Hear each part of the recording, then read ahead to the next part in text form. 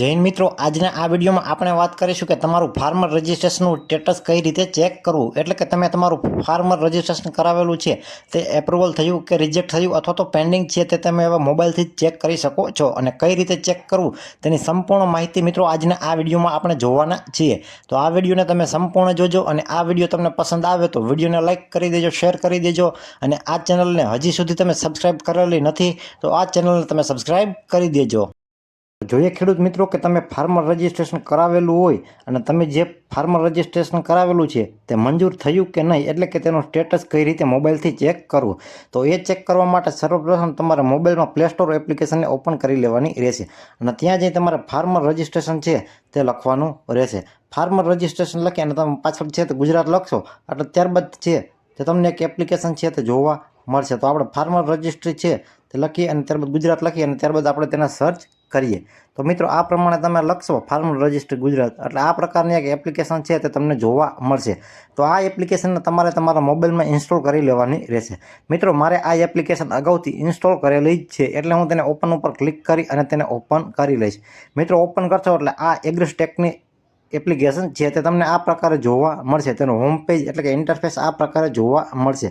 તો તમારું status check કરવા માટે નીચે અહીં તમને એક ઓપ્શન આપેલો છે કે ચેક એનરોલમેન્ટ સ્ટેટસ. તો એ ઓપ્શન ઉપર તમારે ક્લિક કરી દેવાનું રહેશે.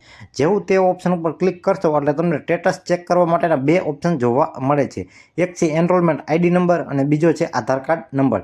જ્યારે પણ તમે ફાર્મર રજિસ્ટ્રેશન કરાવેલું હોય ત્યારે તમને એક એનરોલમેન્ટ આઈડી આપવામાં આવે છે. તો આ એનરોલમેન્ટ આઈડી દ્વારા પણ તમે તમારું સ્ટેટસ ચેક કરી શકો છો અથવા તો આધાર કાર્ડ નંબરથી છે તે તમે તમારું સ્ટેટસ ચેક કરી શકો છો. તો મિત્રો આજે આપણે આ વિડીયોમાં છે તે આધાર નંબરથી છે તે સ્ટેટસ ચેક કરવાના છીએ. તો મિત્રો હું અહીં મારો આધાર કાર્ડ નંબર છે તે ટાઈપ કરી અને ત્યારબાદ શો સ્ટેટસના બટન ઉપર ક્લિક કરું. તો મિત્રો અહીં મેં મારા આધાર કાર્ડ નંબરના બોક્સ છે તેમાં 12 અંકડાના આધાર કાર્ડ નંબર લખી દીધેલા છે.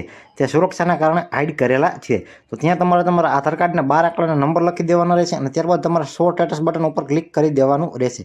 જેવું મિત્રો તમે શો સ્ટેટસ બટન ઉપર ક્લિક કરી દેશો એટલે સર્વપ્રથમ તમને તમારા આધાર કાર્ડ નંબર જોવા મળશે. ત્યારબાદ તમારું ફાર્મરનું આઈડી છે તે જોવા મળશે. ત્યારબાદ ફાર્મરનું નામ જોવા મળશે.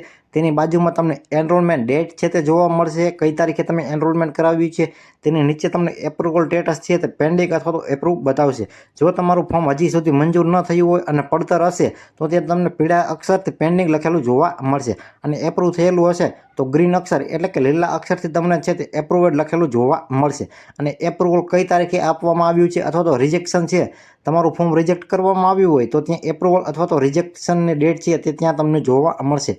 અને એપ્રુવલ કરવામાં આવ્યું હોય અથવા તો રિજેક્શન કરવામાં આવ્યું હોય તો તમને ઓટો એપ્રુવડ બાય સિસ્ટમ અથવા તો રિજેક્ટ થયેલું હોય તો તેનું એક કારણ તમને જોવા મળશે. તો મિત્રો આવી રીતે છે તે તમારું ફાર્મર રજિસ્ટ્રેશનનું સ્ટેટસ છે તે તમે ચેક કરી શકો છો કે તમારું ફોર્મ છે તે હજુ સુધી મંજૂર થયું છે કે નહીં. મિત્રો મેં આ ફાર્મર રજિસ્ટ્રેશન છે તે 7 એપ્રિલ 2025ના રોજ કરેલ છે અને 18 એપ્રિલ 2025ના રોજ છે તે ઓટો એપ્રુવડ થયેલું આ ફાર્મર રજિસ્ટ્રેશન છે. તો મિત્રો આવી રીતે તમે ચેક કરી શકો છો. તો મિત્રો આવી જ રીતે તમે એન્જલ ઇન્ફોર્મેશન યુટ્યુબ ચેનલ ઉપર સરકારી યોજના, સરકારી ભરતી, જમીન record, Aadhaar card, Ayushman card, ચૂંટણી કાર્ડ, રેશન કાર્ડ, શ્રમ card, PAN card, driving licence, PM Kisan, I ખેડૂત, ડિજિટલ ગુજરાત, ઈ સમાજ કલ્યાણ, ઓજસ સંબંધિત તથા અન્ય રસપ્રદ માહિતીસભર વિડીયો છે તે તમે આ ચેનલ ઉપર જોઈ શકશો. તેમજ અમારી આ યુટ્યુબ ચેનલના વિડીયોને તમે લાઇક કરી દેજો, શેર કરી દેજો અને આ યુટ્યુબ ચેનલને તમે સબસ્ક્રાઇબ નથી કરેલી તો અત્યારે જ આ યુટ્યુબ ચેનલને તમે સબસ્ક્રાઇબ કરી લેજો. તો મળીએ મિત્રો એક નવા વિડીયોમાં નવા ટોપિક સાથે. ત્યાં સુધી જય